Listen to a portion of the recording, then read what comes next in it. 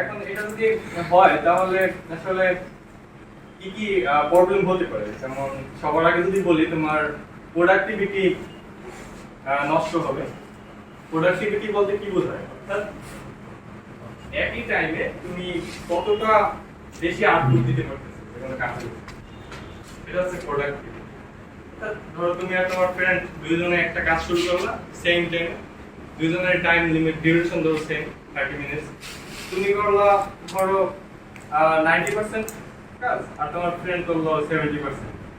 এই বিষয়টা তো বললামই প্রোডাক্টিভিটির ক্ষেত্রে।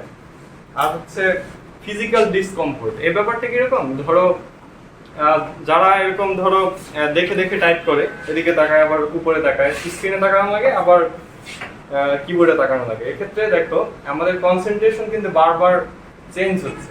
মানে একবার স্ক্রিনের দিকে ব্রেইনের ফোকাসটা কোন দিকে, একবার স্ক্রিনের দিকে আরেকবার কিবোর্ডের দিকে। তাহলে কি বারবার আমাদের ব্রেইনের যে সুইচিং এটা র্যাপিডলি হচ্ছে।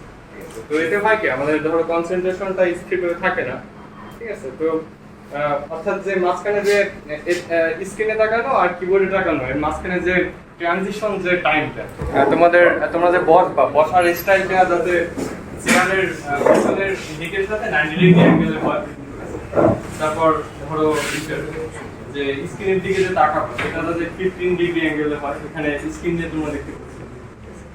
আর যাতে একটা ডিফারেন্স ধরো এখানে কত আছে 45 থেকে 70 সেন্টিমিটার ডিফারেন্সটা যাতে থাকে, যদি এটা মেইনটেইন করা টাফ আসলে। আচ্ছা, এটা কিন্তু আমি ডেস্কটপের ক্ষেত্রে বলতেছি। তো সে ল্যাপটপের ক্ষেত্রে আবার যদি টেবিল ডেস্ক ইউজ করো সেক্ষেত্রে এরকম করা যায়, কিন্তু যদি বেডে বা অন্য কোনো জায়গায় ল্যাপটপ চালাও তখন তো আসলে মেইনটেইন করা পসিবল না।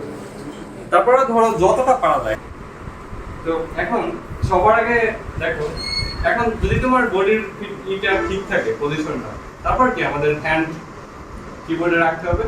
তো কিবোর্ডে রাখার পরে হ্যান্ড রাখার পরে তারপর হচ্ছে ফিঙ্গার গুলো সেট করতে হবে ঠিক আছে। এখন ফিঙ্গার কিভাবে সেট করব? তো দেখো আমাদের, আচ্ছা আমি কিন্তু এখানে তোমাদের যে তিনটা বলছিলাম, একটা টাচ টাইপিং আর একটা হ্যান্ড টাইপিং আরেকটা হচ্ছে একটা কি ফিঙ্গার টাইপিং, আমি কিন্তু শুধুমাত্র টাচ টাইপিং দিয়ে করব যেহেতু এটা স্ট্যান্ডার্ড। তো এখানে তোমার 10টা আঙ্গুল আগে রাখতে হবে। 10টা আঙ্গুল রাখবা কি হবে?